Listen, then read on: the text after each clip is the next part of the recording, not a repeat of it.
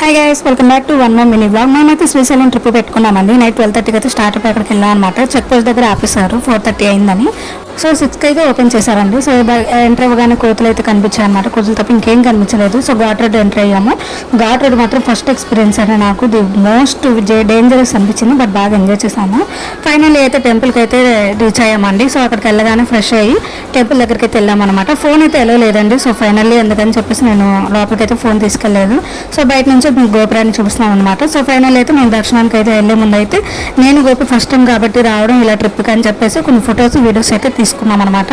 And photos కూడా చాలా బాగా వచ్చాయి. అండ్ ఫైనల్లీ మేమైతే దర్శనానికి అయితే వెళ్ళబోతున్నాము. శివుడు అంటే ఎంతమందికి ఇష్టమో లైక్ చేయండి, ఎందుకంటే నేను కూడా శివుడు భక్తురాను. అండ్ ఫైనల్లీ మేమైతే ఎక్కడెక్కడికి వెళ్ళాం, ఏమేమి చేసాం అనేది నేను ఫుల్ వీడియో నేను డిస్క్రిప్షన్లో పెడతానండి.